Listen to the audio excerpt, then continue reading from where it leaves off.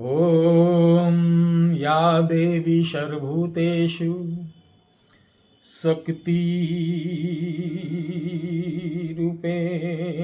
संस्थिता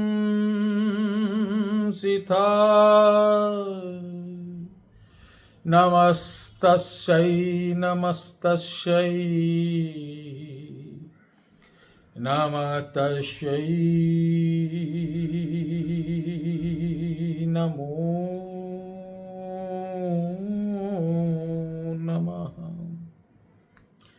ॐ मुण्डे मुण्डे कपालनी मुण्डे मुण्डे धारणी मुण्ड झुण्ड शत्रु संहारणी मुण्ड मुण्ड रोग झाड़नी मुण्ड मुण्ड दिव्यधरा मुण्ड मुण्ड जीवधरा मुण्ड मुण्ड सर्वबाधा शिव घोर रूप धारणी खंड खंड खंड जोर झार चबल पाटनी खट खट विकट विकट घोर रूप धारणी नमो भगवती मुंडमालिनी।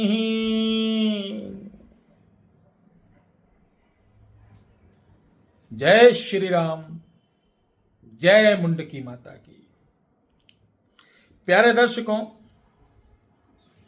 आज हम मुंडकी देवी मंत्र आपको बताने जा रहे हैं, जो 7 बार पढ़कर आपको पढ़ना है और मात्र 7 बार पढ़ने से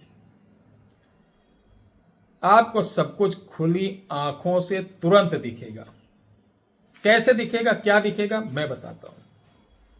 शुरुआत करें, चलिए।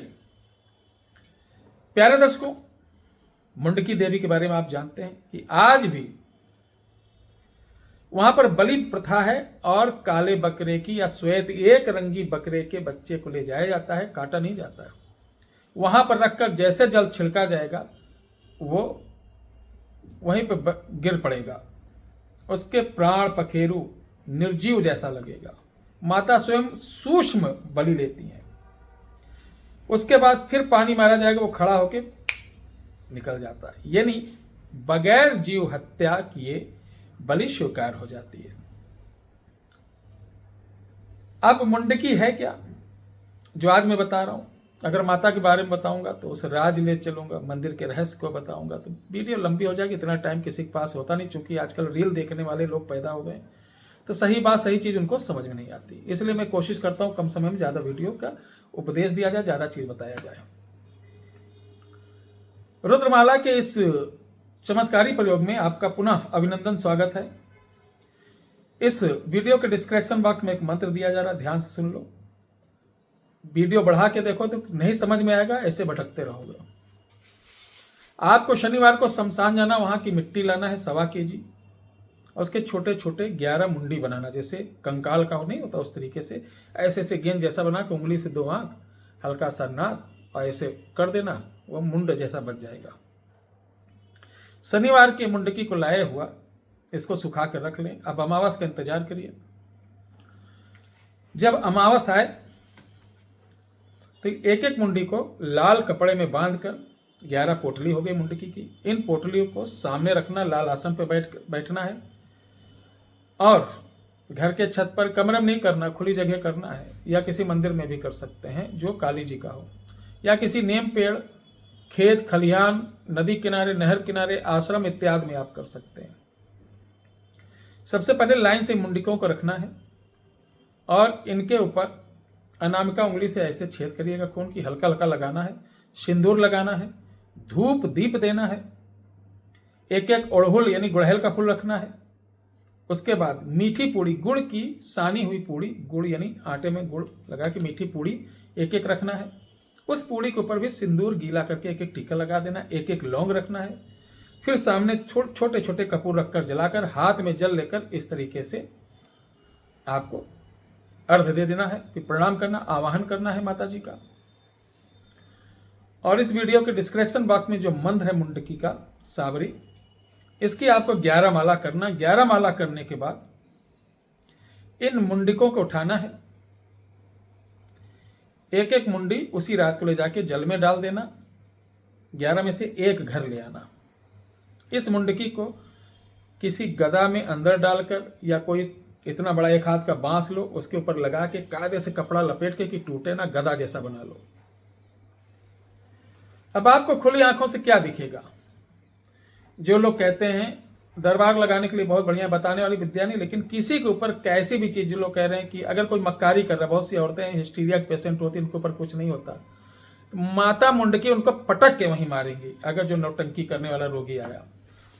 तो इसी आपको गदा को लेना, मुंड गदा को, और कोई सामने आया उसके सर पे रखकर इसी मंत्र को 7 बार जैसे पढ़ोगे, उसकी जो भी सच्चाई होगी खुली आंखों से आप देखेंगे। जो भी होगा ऐसे पक पक पक पक बोलेगा जैसे एफएम रेडियो चल रहा हो, सब कुछ बताएगा। उसकी हिम्मत नहीं, चाहे जितना जबान बांधा गया हो, चाहे जितना वाचा दे के उसको कीलित किया गया हो।